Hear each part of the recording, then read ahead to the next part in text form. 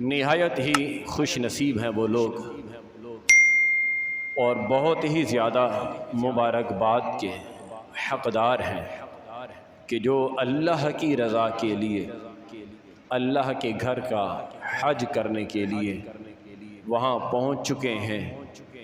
جو تیاریوں میں ہے اور محبت الہی اور عشق مصطفیٰ سے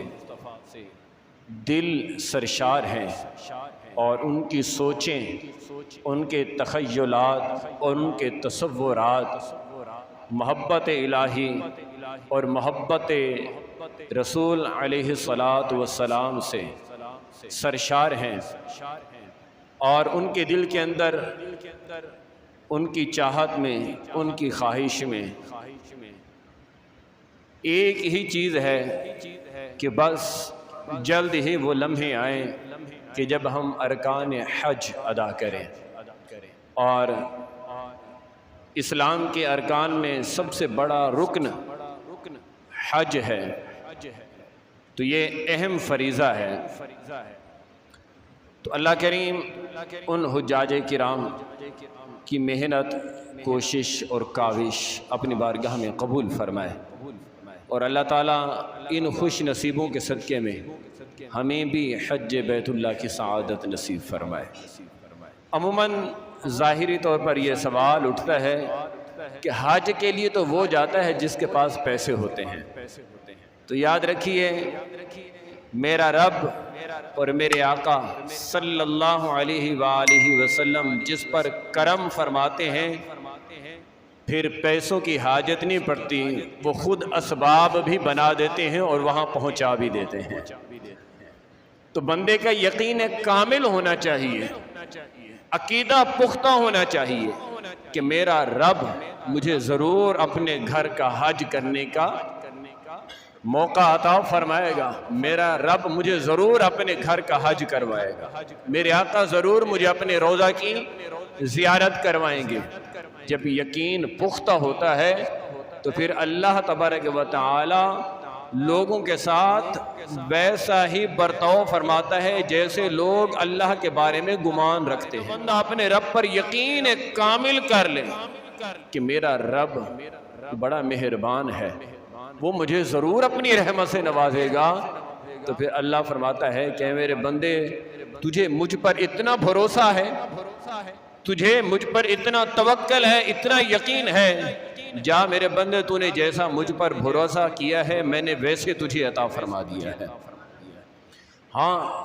بعض مقام ایسے بھی آتے ہیں جہاں اللہ اپنے بندوں کا امتحان بھی لیتا ہے، اپنے بندوں کا امتحان بھی لیتا ہے۔ حضرت سیدنا ابو کبشہ انواری رضی اللہ تعالیٰ عنہ سے مروی ہے، حدیث پاک کے اندر یہ کلمات موجود ہیں، انما الدنیا لاربعۃ نفر، یعنی دنیا والے چار حالتوں پر ہیں، دنیا میں جتنے بھی لوگ رہتے ہیں ان کی چار قسم کی حالات ہیں۔ پہلی حالت ان کی یہ ہے کہ عبد رزقہ اللہ مالا وعلما فہو یتقی فیہ ربا وَيَصِلُ فِيهِ رَحِمًا وَيَعْلَمُ لِلَّهِ فِيهِ حَقًّا فَهَذَا بِأَفْضَلِ الْمَنَازِلِ، یعنی وہ بندہ جسے اللہ تعالیٰ نے مال بھی عطا کیا ہے اور علم دین سے بھی نوازا ہے، وہ اپنے مال کے متعلق باری تعالیٰ سے ڈرتا ہے، نہ حرام طریقے سے کماتا ہے اور نہ ہی ناجائز کاموں میں خرچ کرتا ہے، اور صلہ رحمی کرتا ہے، اور اپنے مال میں اللہ تعالیٰ کا حق تسلیم کرتا ہے، اور یہ اللہ تعالیٰ کی بارگاہ میں سب سے افضل درجے پر ہے۔ دوسری قسم کے لوگ وہ یہ ہیں وَعَبْدِ رَزَقَهُ اللَّهُ عِلْمًا وَلَمْ يَرْزُقْهُ مَالًا فَهُوَ صَادِقُ النِّيَّةِ يَقُولُ لَوْ أَنَّ لِي مَالًا لِعَمِلْتَ بعمل فلان فهو بنیته فاجرهما سواء۔ دوسرا وہ شخص ہے جسے اللہ تعالیٰ نے علم عطا فرمایا مگر اس کے پاس مال نہیں ہے، اس کی نیت سچی ہے اور وہ کہتا ہے کہ اگر میرے پاس مال ہوتا تو میں بھی فلاں کی طرح عمل کرتا، یعنی اسے بھلائی کے کاموں میں خرچ کرتا تو اسے اس کی نیت کے مطابق ثواب دیا جائے گا اور ان دونوں کے ثواب برابر ہوں گے۔ ایک کے پاس علم بھی ہے مال بھی ہے، وہ علم پر عمل بھی کرتا ہے اور مال خرچ بھی کرتا ہے، جو اس کو ثواب دیا جاتا ہے ایسا ہی ثواب اس شخص کو دیا جاتا ہے جس کے پاس علم ہے مگر مال نہیں۔ وہ علم کے مطابق عمل کرتا ہے اور وہ یہ نیت کرتا ہے اور اس کی یہ نیت سچی ہوتی ہے اور وہ یہ کہتا ہے کہ اگر میرے رب نے مجھے مال دیا ہوتا تو میں اس کی طرح اللہ کی راہ میں خرچ کرتا، بھلائی میں خرچ کرتا، نیکی میں خرچ کرتا، خدا کی راہ میں خرچ کرتا۔ اس کی نیت خالص ہے تو اللہ اس خرچ کرنے والے کو جیسا ثواب عطا فرماتا ہے ایسے ہی نیت کرنے والوں کو ثواب عطا فرماتا ہے۔ دونوں کے ثواب برابر ہیں اور کسی کے ثواب میں کوئی کمی نہیں ہے۔ پھر تیسرے شخص کے بارے میں ارشاد فرمایا وَعَبْدٍ رَزَقَهُ اللَّهُ مَالًا وَمَالًا وَلَمْ يَرْزُقْهُ عِلْمًا فَهُوَ يَخْبِطُ فِي مَالِهِ بِغَيْرِ عِلْمٍ لَا يَتَّقِي فِيهِ رَبَّهُ وَلَا يَصِلُ فِيهِ رَحِمَهُ وَلَا يَعْلَمُ لِلَّهِ فِيهِ حَقًّا فَهَذَا بِأَخْبَثِ الْمَنَازِلِ۔ تیسرا وہ شخص ہے جسے اللہ تعالیٰ نے مال دیا ہے مگر علم نہیں ہے، وہ اپنا مال علم کے بغیر خلط ملط کرتا ہے، جہاں دل چاہتا ہے جائز کام ہے خرچ کر رہا ہے، ناجائز کام ہے خرچ کر رہا ہے، پیسہ ہے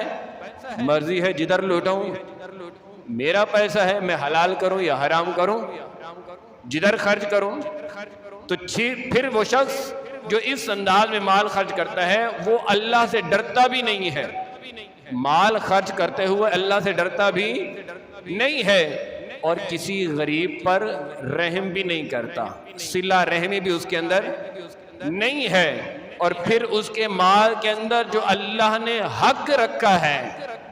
وہ اللہ کا حق بھی تسلیم نہیں کرتا، یعنی صدقات واجبہ اور زکوٰۃ بھی نہیں دیتا۔ یہ بارگاہ الہی میں سب سے بدترین درجے پر ہے۔ اب اس سے یہ بھی ثابت ہوا کہ مال کا ہونا یہ کوئی کمال نہیں ہے، مال ہو اور پھر بندہ اللہ سے ڈرتا بھی ہو، مال ہو پھر لوگوں کے ساتھ صلہ رحمی بھی کرتا ہو، مال ہو اسے راہ خدا میں خرچ بھی کرتا ہو، پھر تو اللہ کی بارگاہ میں یہ مقبول ترین بندہ ہو سکتا ہے۔ مال ہے مگر خدا کا خوف نہیں ہے، مال ہے صلہ رحمی نہیں ہے، مال ہے اس کے باوجود حج بیت اللہ کے لیے تیار نہیں ہے، مال ہے زکوٰۃ ادا نہیں کرتا، مال ہے صدقات واجبہ ادا نہیں کرتا، تو پھر فرمایا گیا وہ سب سے بدترین درجے پر ہے۔ آج میں اور آپ اپنا محاسبہ کرتے ہیں، ہماری کوشش تو یہ ہے کہ کہیں نہ کہیں سے مال آ جائے، کہیں نہ کہیں سے پیسے آ جائیں،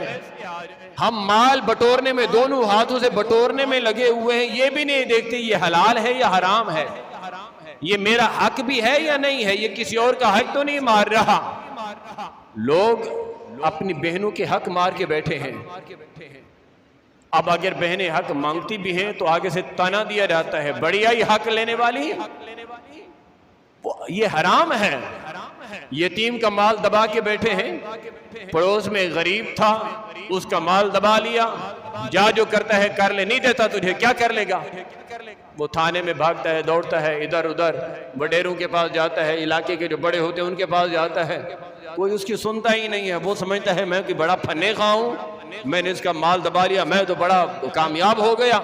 میرا تو نام چلتا ہے۔ تو اللہ کی بارگاہ میں سب سے بدترین درجے پر ہے۔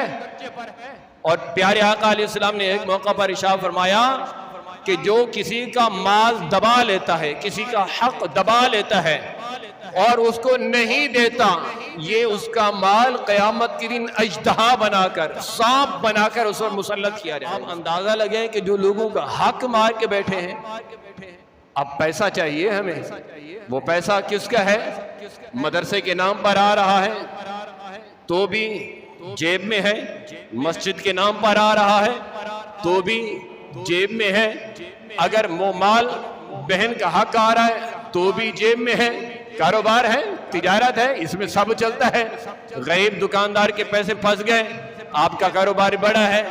اور تھانے دار آپ کی سنتا ہے، چوکی انچارج آپ کی سنتا ہے، علاقے کا کونسلر آپ کی سنتا ہے، اب وہ چھوٹی دکاندار کا آپ نے مال دبا لیا، وہ بار بار منتیں کرتا ہے، یار مہربانی کر دو، میری چھوٹی سی دکان ہے، میرا چھوٹا سا کاروبار ہے جس سے میرے گھر کا نظام چلتا ہے، نہیں جو کرتا ہے کر لے، نہیں دے رہا۔ اب وہ منتیں ہی کر سکتا ہے اور کیا کر سکتا ہے، اور یہ بڑا سمجھتا ہے کہ میں بڑا کامیاب ہو گیا کیونکہ سب میری سنتے ہیں، سب میری مانتے ہیں، میرا نام چلتا ہے، کیونکہ علاقے لوگ میرے آگے پیچھے گھومتے ہیں، جو میں کہتا ہوں وہی ہوتی ہے۔ تو اللہ کی بارگاہ میں یہ بدترین انسان ہے، یہ بدترین درجے پر ہے۔ وہ لوگ غور کریں، وہ لوگ سوچیں، ہمیشہ مال آپ کے ساتھ نہیں رہے گا، یہ مال آپ کی قبر میں آپ کے لیے عذاب بن جائے گا۔ آج جو آپ نے مال دبایا ہوا ہے، دوسرے کا حق مارا ہوا ہے، آپ نے مرنا ہے، قبر میں جانا ہے، قبر میں یہ یاد رکھیے یہاں آپ کا نام بھی ہے، آپ کا عہدہ بھی ہے، آپ کا منصب بھی ہے، سب کچھ آپ کے پاس ہے، لیکن جب آپ کے جسم سے روح نکلے گی نا، یہ سب کچھ ختم ہو جائے گا۔ جو آپ سے ڈرتے ہیں، آپ کا ادب کرتے ہیں، آپ کی عزت کرتے ہیں، آپ کے آگے پیچھے گھومتے ہیں، آپ کے مال کو دیکھ کر آپ کے آگے بولتے نہیں ہیں نا، اس کے پاس پیسہ ہے، سب جس کی سنتے ہیں،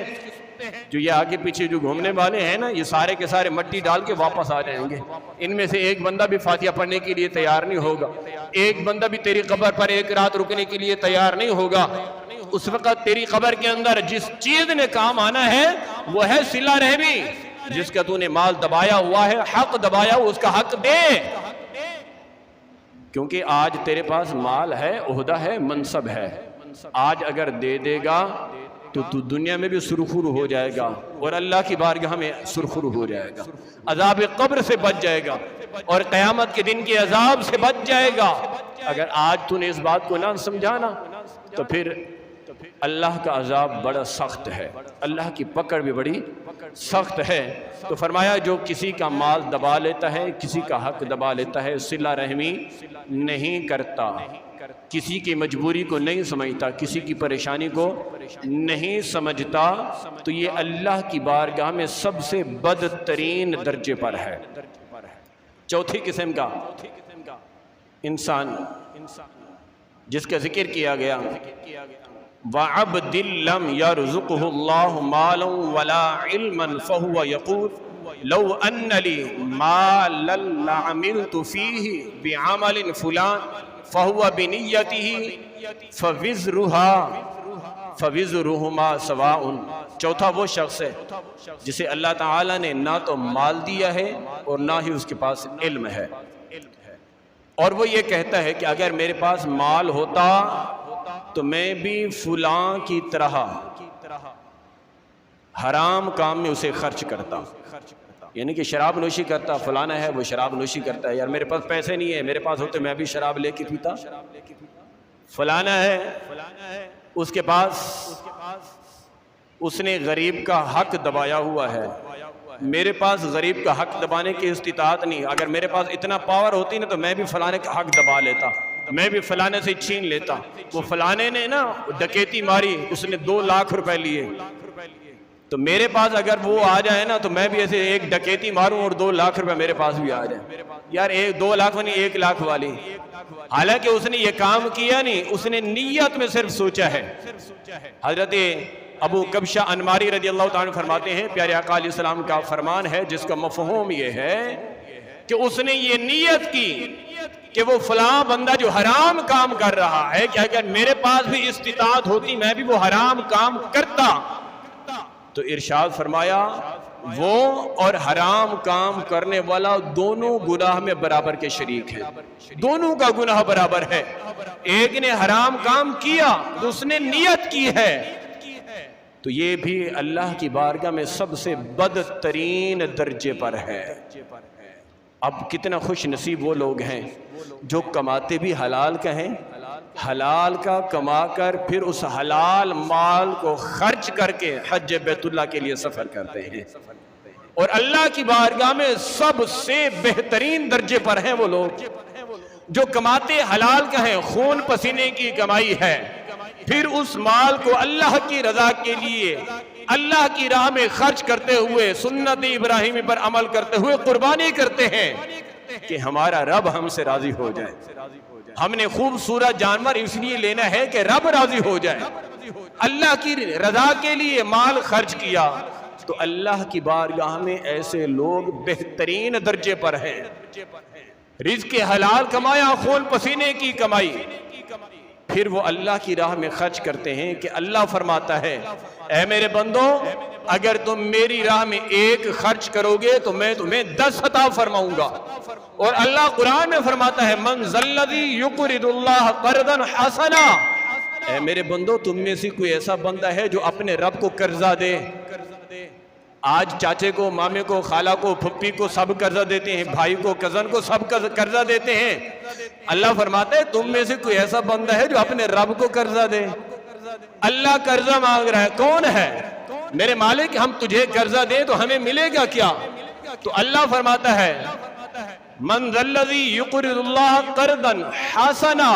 اللہ فرماتا ہے جو مجھے قرضہ دے گا تو قرض حسنا دے گا۔ کمائی حلال کی ہونی چاہیے، کمائی خون پسینے کی ہونی چاہیے۔ بہن کا حق مار کے اللہ کی راہ میں خرچ نہیں کر سکتا، ڈاکہ ڈال کر اللہ کی راہ میں خرچ نہیں کر سکتا، چوری کر کے اللہ کی راہ میں خرچ نہیں کر سکتا، یتیم کا مال دبا کے نہیں اللہ کی راہ میں خرچ کرتا۔ کہا اگر اللہ کی راہ میں خرچ کرنا ہے تو قرضاً حسنا، تیرا مال حسین ہونا چاہیے، تیرا مال پاکیزہ ہونا چاہیے، تیرا مال ستھرا ہونا چاہیے۔ میرے مالک اگر ستھرا مال تیری رضا کے لیے تیری راہ میں خرچ کروں، تجھے قرضہ دوں، مجھے ملے گا کیا؟ اللہ فرماتا ہے فَيُضَاعِفَهُ لَهُ، اللہ فرماتا ہے جیسے تو دے گا میں ویسے ہی تجھے عطا فرماؤں گا۔ وَلَهُ أَجْرٌ كَرِيمٌ، اور پھر اس کے بدلے میں تیرے کریم رب کے پاس بڑا اجر بھی موجود ہے، تیرے لیے اجر بھی ہے، اس کے بدلے میں تجھے یہ مال بھی لوٹا دیا جائے گا۔ اپنے رب کو قرضہ تو دیں، لیکن ہم سب پر بھروسہ کرتے ہیں، قرضہ دیتے ہیں، اور ایسے ایسے لوگوں پر بھی ہم بھروسہ کرتے ہیں جہاں سے واپس ملتے نہیں ہیں۔ لیکن اللہ کا قرآن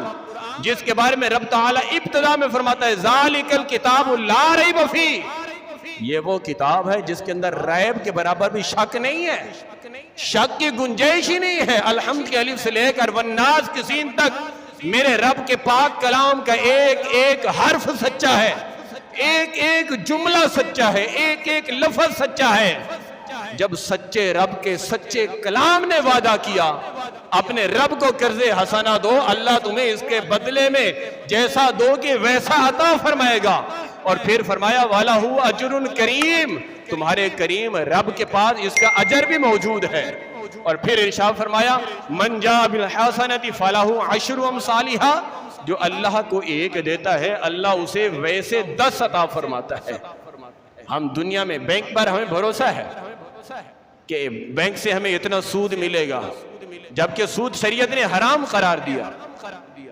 ہے۔ سود کا سب سے چھوٹا گناہ یہ ہے کہ جو سود کا لین دین کرتا ہے، سود لینے والا، سود دینے والا، سود کی گواہی دینے والا، سود کے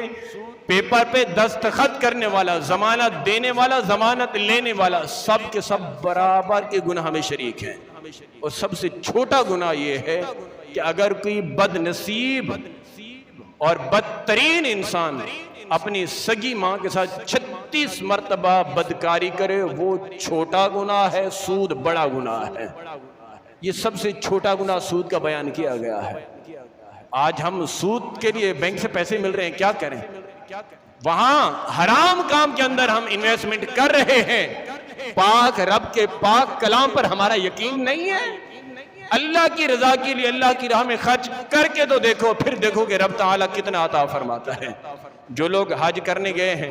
وہ لاکھوں روپے خرچ کر کے گئے ہیں، جو جا رہے ہیں لاکھوں روپے خرچ کر رہے ہیں نا، جو عمرہ کرنے جاتے ہیں لاکھوں روپے خرچ کرتے ہیں، مگر آنے کے بعد بھی ان کا گھر کا نظام ویسے ہی چل رہا ہوتا ہے جیسے حج سے پہلے چل رہا ہوتا ہے۔